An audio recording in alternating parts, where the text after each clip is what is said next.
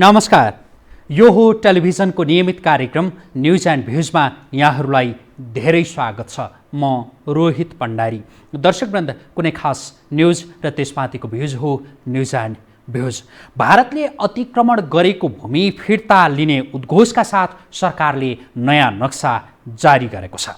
सरकारले नयाँ नक्सा जारी गरेसँगै सरकारको वाहावाही भइरहेको छ र प्रत्येक नेपालीले भनिरहेका छन् कि हामी सरकारलाई साथ दिन तयार छौँ र सरकारले खुट्टा भने अलिकति पनि नकमाओस् र सरकार अगाडि बढोस्।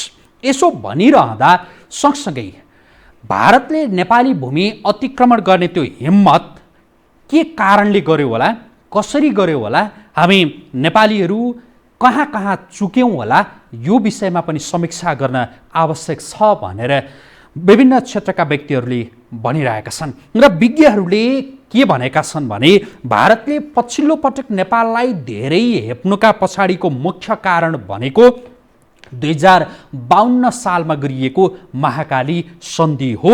त्यसैले त्यो महाकाली सन्धि ठिक थिएन, त्यो गल्ती भयो भनेर नेपालका नेताहरू जसले त्यो महाकाली सन्धि गर्नका लागि अग्रसरता लिएका थिए र महाकाली सन्धि गरेका थिए, महाकाली सन्धिको लागि संसदमा जो महाकाली सन्धि 2/3 पास गर्नका लागि भनेर जब संसदमा टेबल भएको थियो, त्यति बेला 2053 असोज 4 गते संसदमा ताली ठोकेर महाकाली सन्धि पारित गराउने ती 2/3 तात्कालीन सांसदहरू, तात्कालीन नेताहरूले क्षमा याचना गर्न आवश्यक छ र क्षमा याचना गरून् भनेर पनि यति बेला यो आवाज उठ्न थालेको छ, ताकि गल्ती भइसकेपछि त्यो गल्तीका प्रति क्षमा माग्न आवश्यक छ, माफी माग्न आवश्यक छ र गल्ती नदोहोर्याउने प्रतिबद्धता पनि राजनैतिक दलका नेताहरूबाट हुन जरुरी छ भन्ने खालका अभिव्यक्तिहरू सार्वजनिक हुन थालेका छन्। र विज्ञहरूले भनेको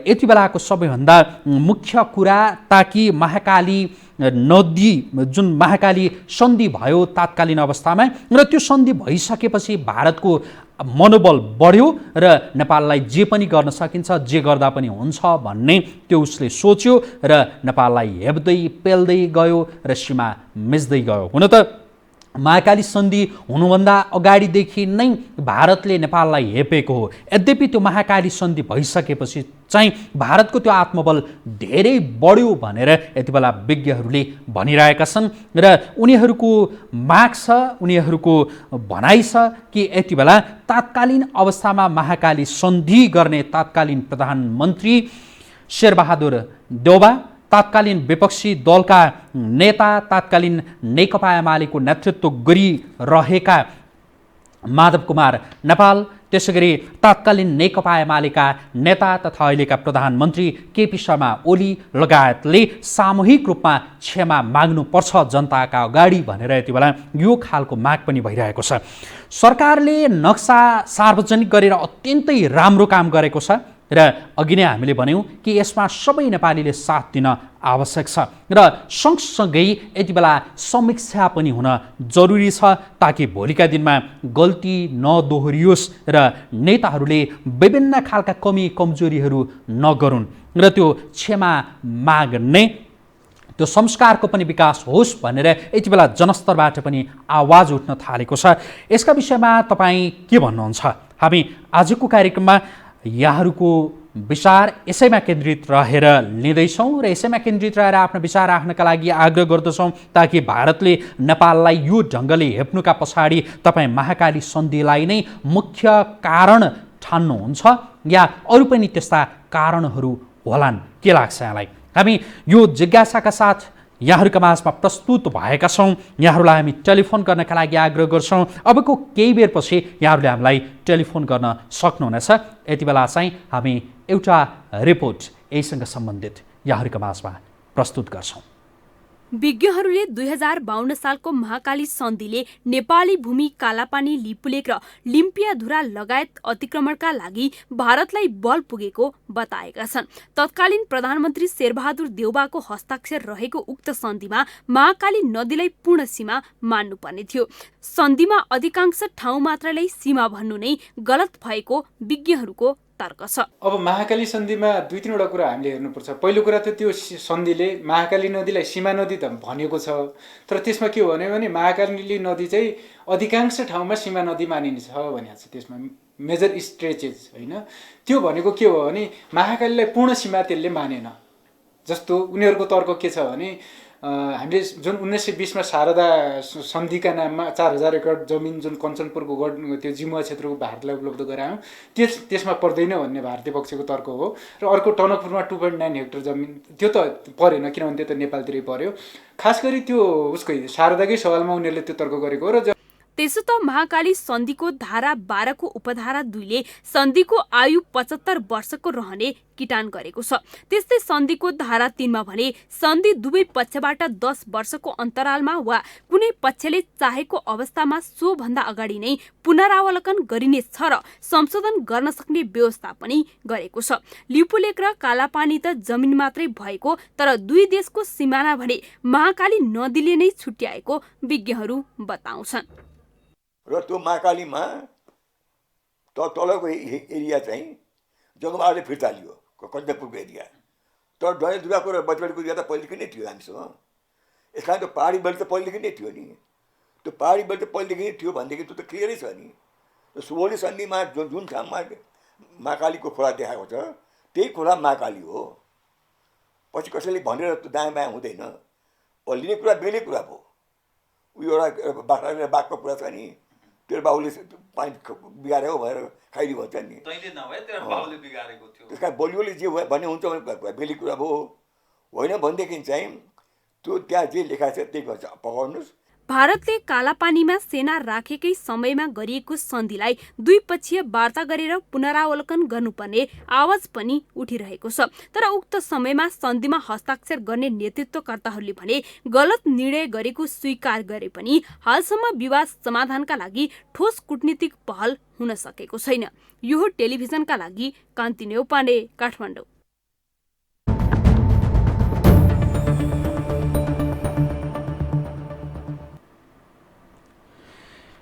सरकारले नयाँ नक्सा जारी गरेको छ र जारी गरिएको नक्सा अनुसारको भूमि लिएरै छोड्ने सरकारले त्यो अठोट गरेको छ।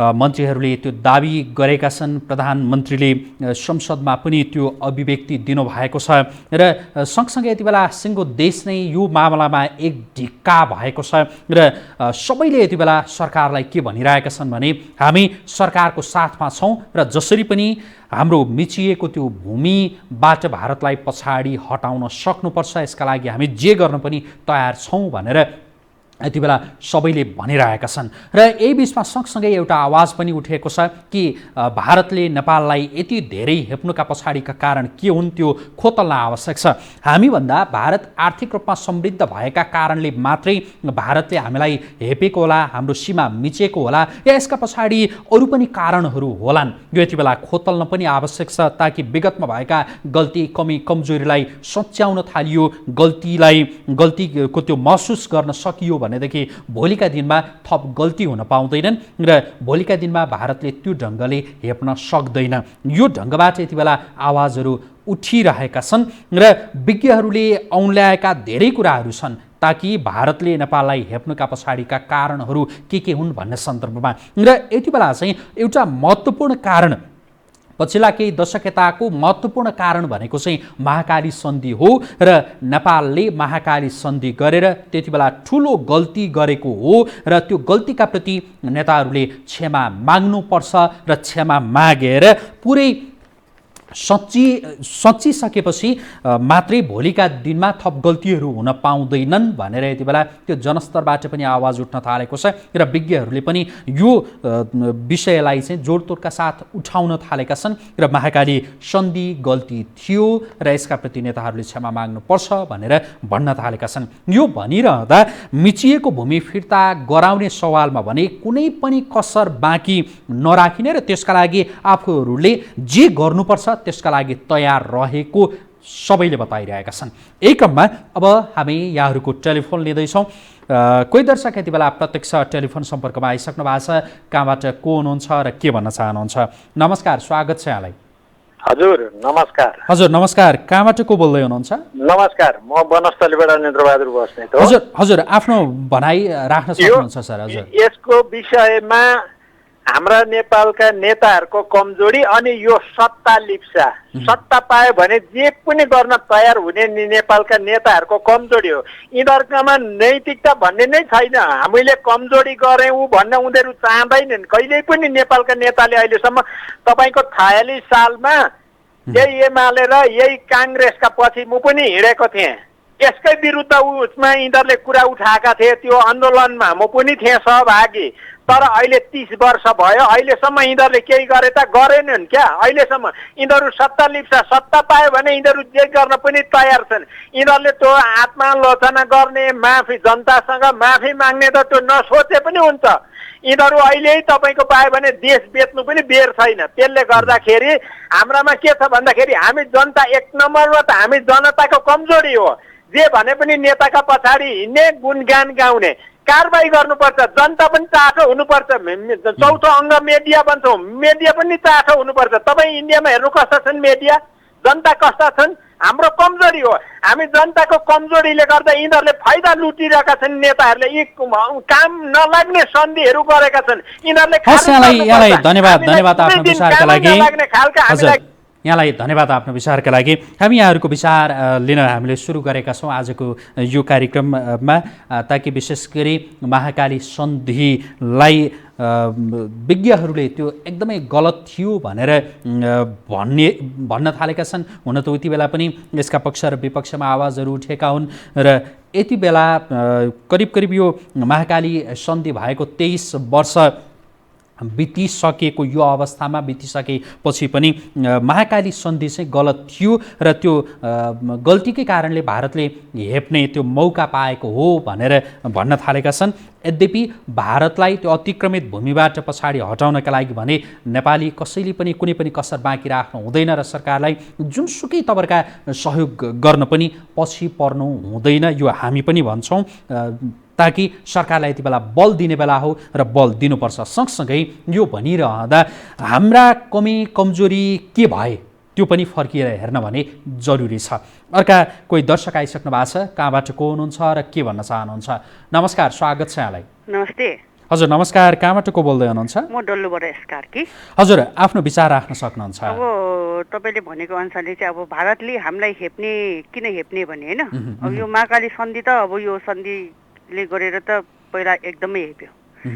त्यो माथि पनि भारतले हाम्रो नेताहरूको नसा छामेर अब माओवादी नै के अरे भारतमै उत्पादन गरिदियो होइन।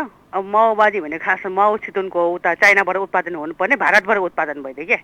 त्यस्तो गरेर सबैको नसा छामेर पठाएपछि अनि हाम्रो सबैभन्दा कमजोरी चाहिँ के भयो भने हाम्रो नेताहरूको सबैभन्दा ठुलो कमजोरी चाहिँ अब भारतको के स्वतन्त्र दिवसमा 12वटा एम्बुलेन्स दिन पनि भयो भने खुसी हुने, एकदमै नेपाली मिडिया सबैले पुग्ने, भारतले हामीलाई 12वटा के अरे एम्बुलेन्स दियो, यो गर्यो त्यो गर्यो भनेर।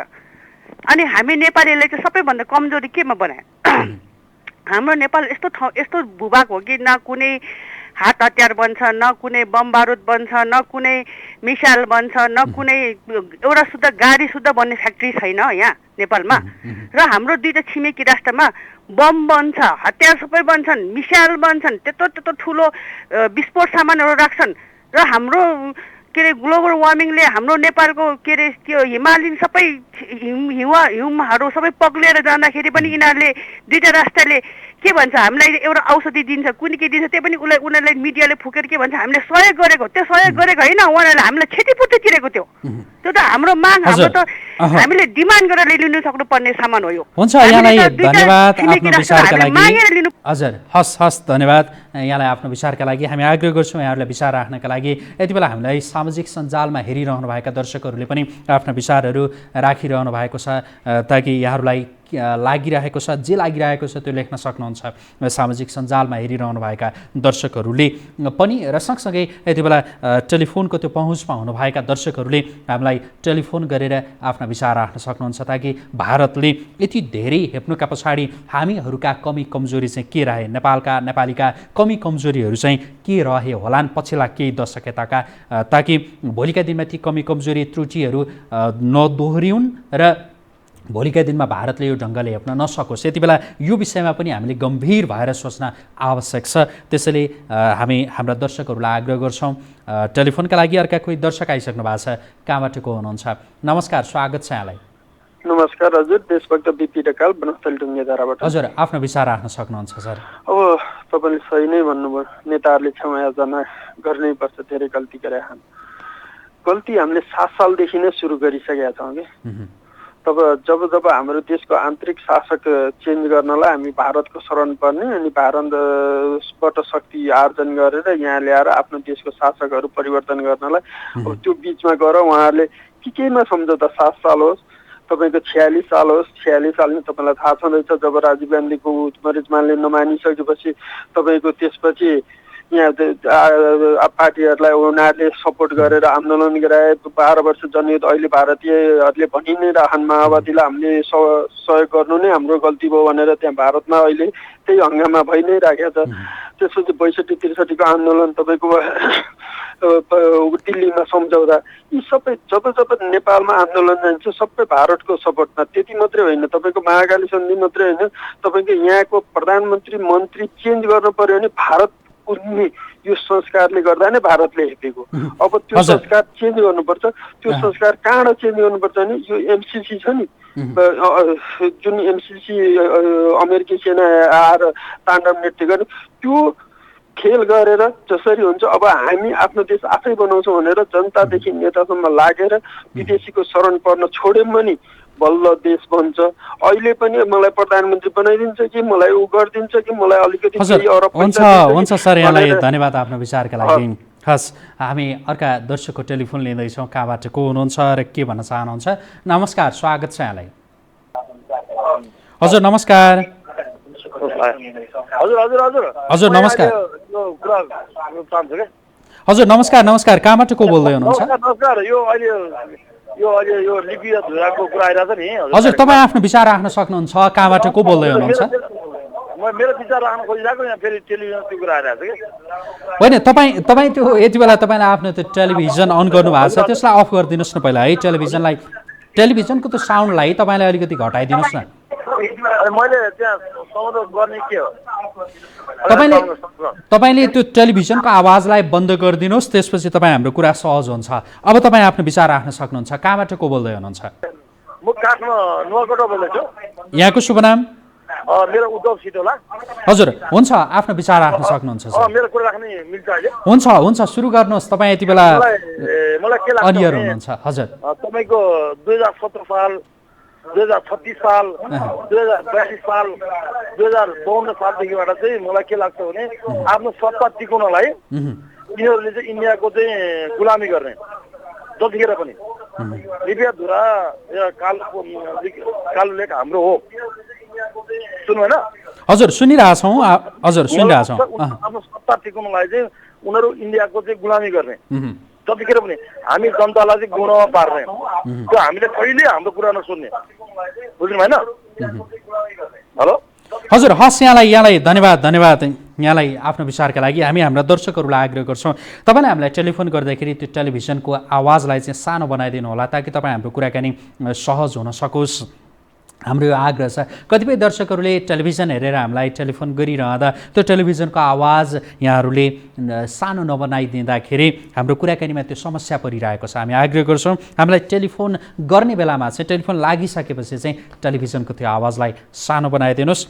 हाम्रो यो आग्रह छ। अर्का कोही दर्शक आइसक्नु भएको छ, कहाँबाट को हुनुहुन्छ?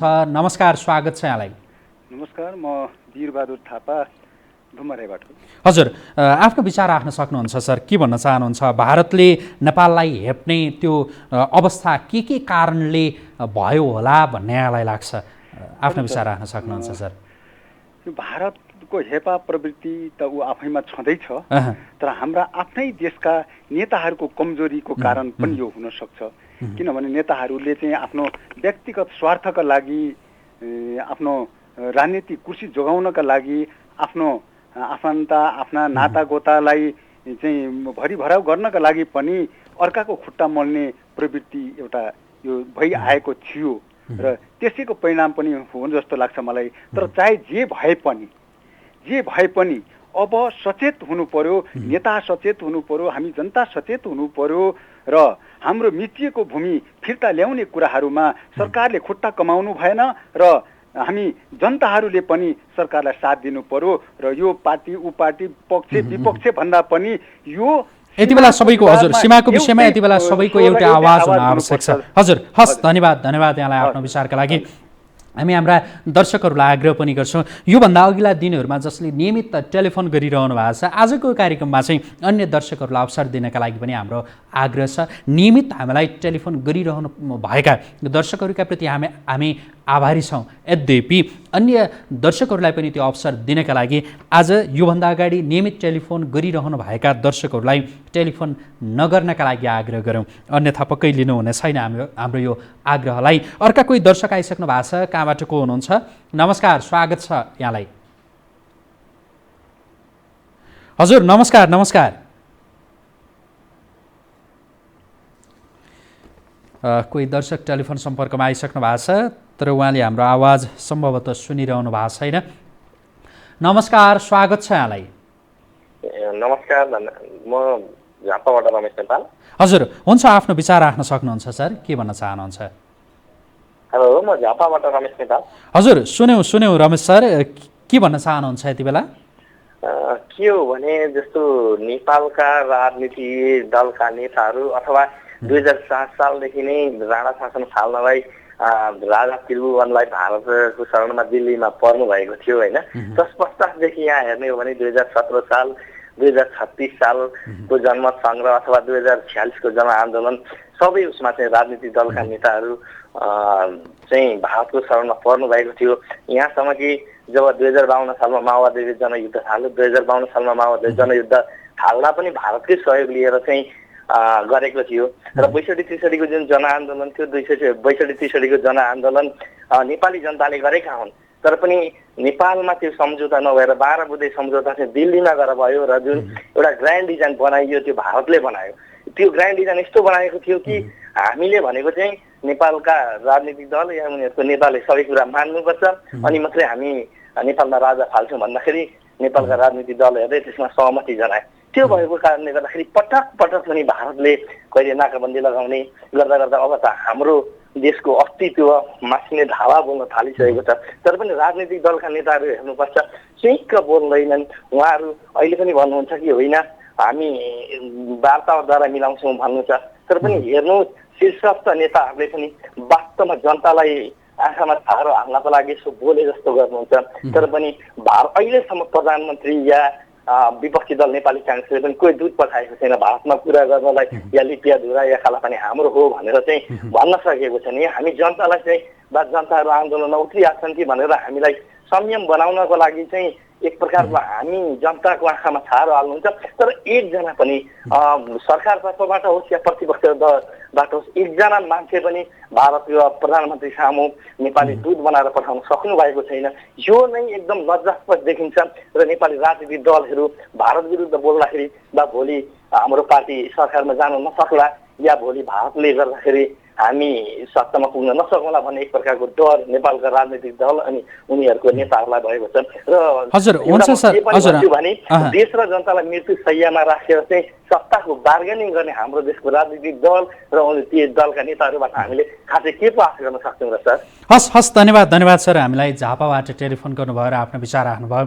हामी हाम्रा दर्शकहरूलाई आग्रह गरिरहेका छौँ टेलिफोन गर्नका लागि। सामाजिक सञ्जालमा पनि यति बेला तपाईँहरूले आफ्ना विचारहरू राखिरहनु भएको छ। यहाँहरूले राखिरहनु भएका विचारहरूको हामी उच्च सम्मान गर्दछौँ र न्युज एन्ड भ्युजमा हामी तपाईँ दर्शकहरूकै भ्युज लिइरहेका छौँ र हाम्रो यो कार्यक्रममा हामी नियमित रूपमा यहाँहरूका विचारलाई नै स्थान दिइरहेका छौँ। अर्का कोही दर्शक आइसक्नु भएको छ, कहाँबाट को हुनुहुन्छ उहाँलाई स्वागत गर्छु। नमस्कार, स्वागत छ यहाँलाई। नमस्कार हजुर, म जुम्लाबाट निराजन गौतम। हजुर गौतम सर, आफ्नो विचार राख्न सक्नुहुन्छ, के भन्न चाहनुहुन्छ? भारतले यति धेरै हेप्ने अवस्थामा हामी के कारणले पुग्यौँ होला भन्ने लाग्छ, के लाग्छ यहाँलाई? हजुर, म त सर्वप्रथम यो भारतीय मिडियाहरूको अहिले यो जुन निराधार अनि यो एकदम भ्रामक यो पिच पत्रकारिता देखिरहेको छ नि, यो पत्रकारिता जगतकै एकदम बदनाम गर्ने हरकत देखाएका छन् यी मिडियाहरूले, भारतीय मिडियाहरूले होइन।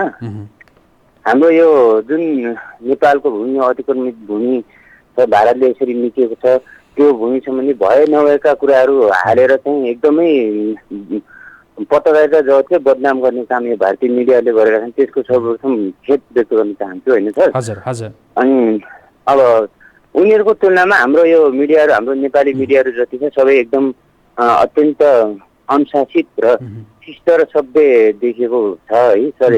यसमा हामी एकदम गर्व पनि गर्दछौँ।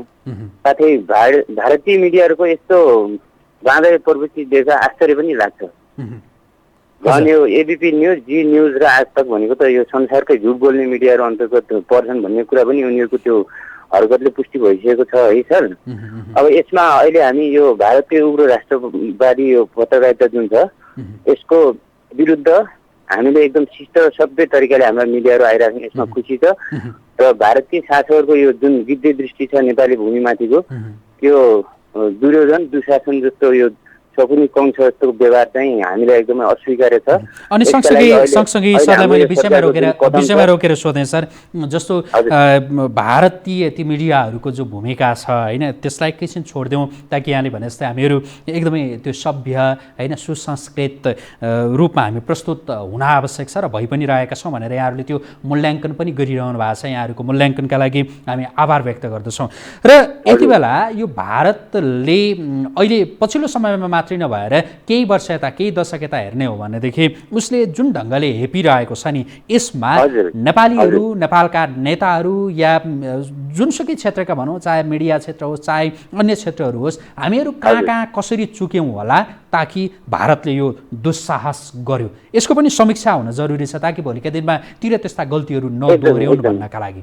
एकदमै हामीले कहाँनिर चुक्यौँ भने जस्तो अघिल्लो जति भारतले केही समय अगाडि आफ्नो त्यो जुन नक्सा निकाल्यो नेपालको लिपुलेखलाई समेटेर, त्यतिखेर नै हाम्रो सरकारको तर्फबाट जुन अहिले जारी हुनुपर्ने नक्सा थियो त्यो त्यतिखेर नै जारी भइदिएको भए अलिकता उसलाई चाहिँ जुन त्यो हुन्थेन। अहिले उसले के गर्न थाल्यो भने यसरी अब चुप्प लागिरहेछन् नेपालीहरू, त्यहाँका शासकहरू पनि चुप्प छन्, जनताहरू जति कुदिए पनि केही हुँदैन भनेर उसले चाहिँ हेर्ने छुट्ने मौका पायो। यो जुन अहिलेको कदम थियो अलिक पहिले नै भइदिएको भए उसलाई अलिकता सावधानी पनि हुन्थ्यो। हाम्रो अब अहिले चाहिँ हाम्रो जुन नेपालका हाम्रा राजनीतिक दलहरू सबै एक ठाउँमा आएका छन्, सबैको एक मत छ। राष्ट्रियताको कुरामा चाहिँ नेपाली काङ्ग्रेस, सत्तापक्ष प्रतिपक्ष लगायत सबै एक ठाउँमा छन्।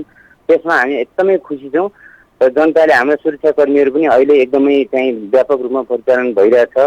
अब चाहिँ सबै मिलेर हाम्रा मिडियाहरू, हामी आम जनताहरू, हाम्रा राजनीतिक दलहरू, हामी सबै मिलेर आफ्नो मातृभूमिको लागि यो चाहिँ जुन दुर्योधनको पन्जाबाट छुटाउन, भारत हाम्रो सच्चा मित्र होइन भन्ने कुरो विभिन्न घटनाक्रमहरूले पनि देखाइरहेको छ। योभन्दा पहिलेका शासकहरूले पनि जुन हाम्रो नेपाली हजुर यहाँलाई यत्तिकैमा रोक्यौँ सर, आफ्नो विचार राखिदिनु भयो। हामीलाई जुम्लाबाट टेलिफोन गर्नुभएको थियो, यहाँले धेरै धन्यवाद। हामीलाई आगामी दिनहरूमा पनि टेलिफोन गर्दै गर्नुहोला, आफ्नो विचारहरू राख्नुहोला, हामीलाई हेर्दै गर्नुहोला। हामीले उठाएका विषयहरूका सन्दर्भमा यहाँहरूका विभिन्न विचारहरू हुन सक्छन्। अर्का कोही दर्शक आइसक्नु भएको छ, कहाँबाट को हुनुहुन्छ र के भन्न चाहनुहुन्छ? नमस्कार, स्वागत छ यहाँलाई। नमस्ते। हजुर नमस्कार, कहाँबाट को बोल्दै हुनुहुन्छ? म श्याम खतिवडा इनरा सुनसरीबाट। हजुर आफ्नो विचार राख्न सक्नुहुन्छ सर। मेरो भनाइ के भनेदेखि सबभन्दा पहिले त कोशी बेचियो होइन, मातृका प्रसाद कोइरालाले बिपी कोइरालाई गण्डकी बेच्नु, यी छुट्टा छुट्टै सम्झौता भएका थिए कि त्यसमा रहेका कवि कमजोरीलाई मुद्दा बनाएर दशकौं वामपन्थीहरूले राजनीति गर्न थाले होइन।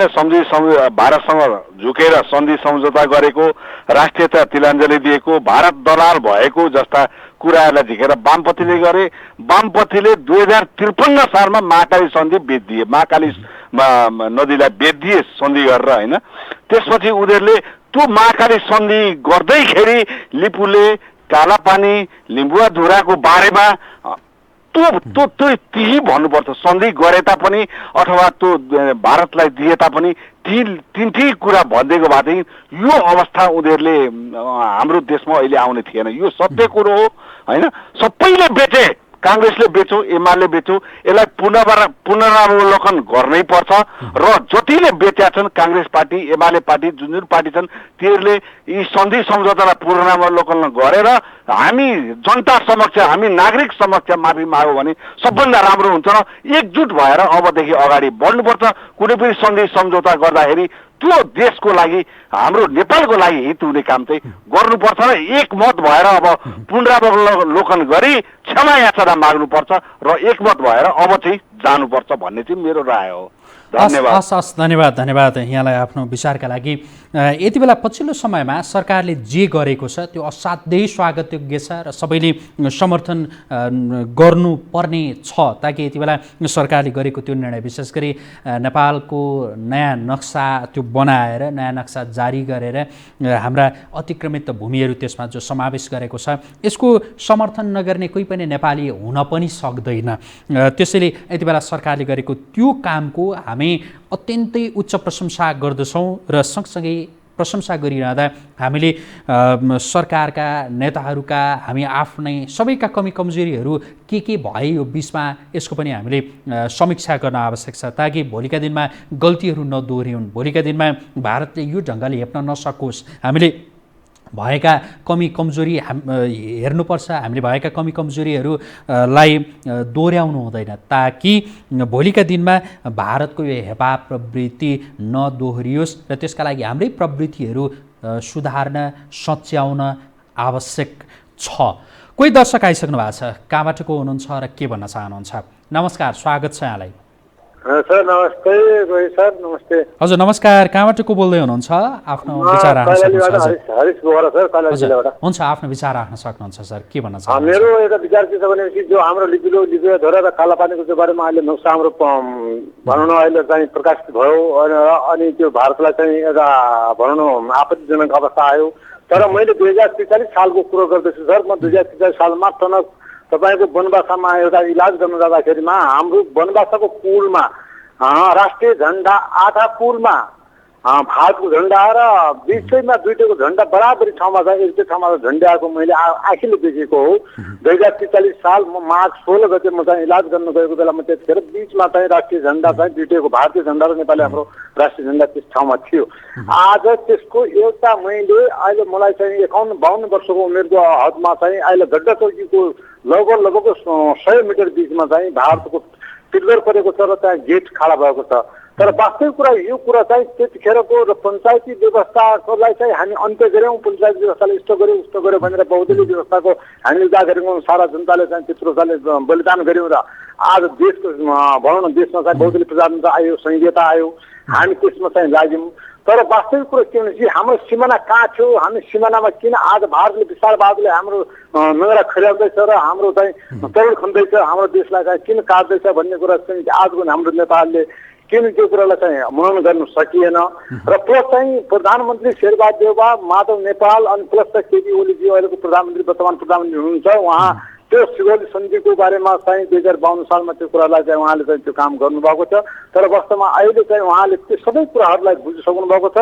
तर किन उहाँले चाहिँ कमजोरी गर्नुभएको, उनले आत्मसात गर्नुपर्छ र जनतालाई भनेको त्यो तात्कालीन महाकाली सन्धिको विषयमा यहाँले कुरा गर्नुभयो। हजुर, कालापानी लिपिद्वारा लिपिलोको कुनै पनि नुक्सा जो अहिले प्रकाशित भएको छ त्यसलाई चाहिँ यथार्थ कुनीतिबाट हुन्छ कि अथवा यो राजनीतिक तर्फबाट हुन्छ, त्यसलाई चाहिँ समाधान गर्नुपर्छ र देशको आफ्नो नुक्सा चाहिँ यथावत राख्नुपर्छ भन्ने मेरो आह्वान छ।